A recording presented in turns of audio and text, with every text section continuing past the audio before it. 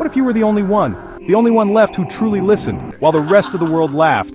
This is the story of Noah, a story from a time long past. The earth then was not like our earth now. It had become a place of great turmoil, a place where peace was a distant memory, and people had forgotten the way.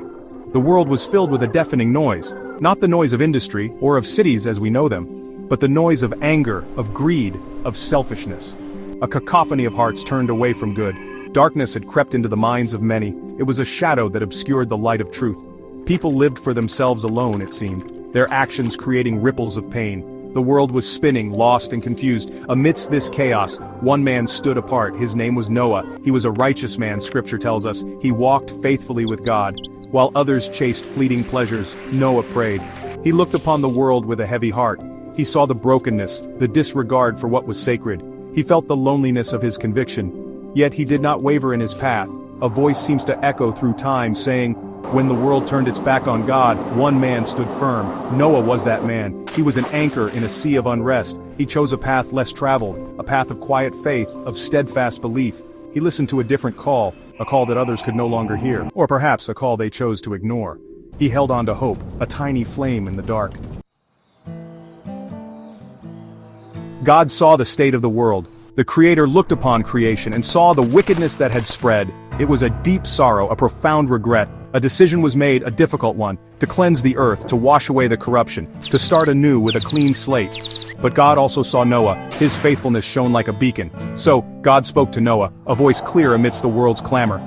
I am going to bring floodwaters on the earth, God said, to destroy all life under the heavens. Everything on earth will perish, but I will establish my covenant with you. You are to build an ark, a vessel of salvation, a floating sanctuary. Detailed instructions were given. Noah was given the blueprints. The ark was to be immense, made of gopher wood sealed with pitch, 300 cubits long, 50 wide, 30 high, with rooms and a door and a roof. Imagine the sight. Noah and his sons, felling trees, shaping timber, stacking wood. Day after day they toiled. The sound of hammers echoed their determination, and as they built, the world watched. Some were curious perhaps, others surely mocked and ridiculed. Look at the old man, they might have whispered. Building a giant boat on dry land, has he lost his mind? But Noah's obedience was unwavering. He listened to God, not to the scoffers. Then the animals began to arrive, 2 by 2, gathering as if guided by an unseen hand. The day finally came. The last animal had entered the ark. Noah and his family followed, his wife, his sons, their wives. Then, God himself shut the door.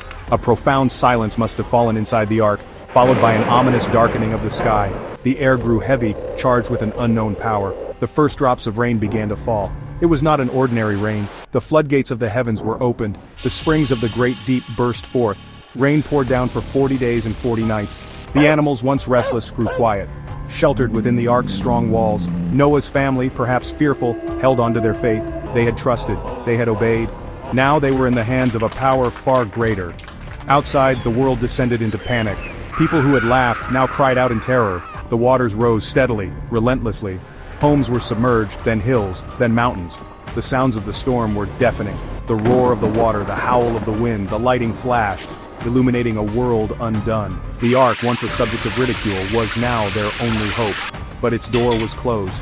The time for choosing was over. The great vessel began to float, lifted by the rising tide. It drifted upon the surface of the waters, a solitary speck of life in a world submerged. All other life on land perished, swept away by the mighty flood.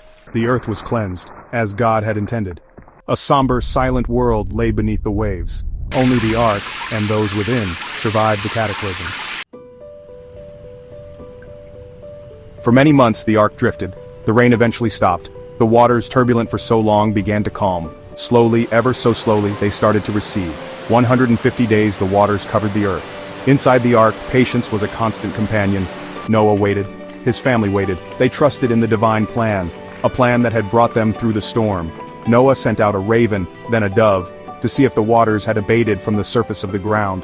The dove returned, finding no place to rest. 7 days later he sent the dove out again. This time it returned in the evening. In its beak was a freshly plucked olive leaf, a sign, a whisper of hope. Land was near, the ordeal was nearing its end. The earth was beginning to heal. Finally the ark came to rest. Upon the mountains of Ararat, the waters continued to recede, and then the time came to leave the ark. Noah, his family, and all the creatures stepped out onto a washed, new world, and God made a promise. Never again would a flood destroy all life. As a sign of this covenant, a rainbow appeared, a beautiful arc of color in the clouds. The voiceover reminds us of the profound meaning God remembered Noah and gave the world a second chance. A chance for humanity to begin again, to learn from the past, to choose a better way. The story of Noah is one of faith, of obedience in the face of doubt, of survival against impossible odds. It makes one wonder, doesn't it? What would you do if you were called to stand alone?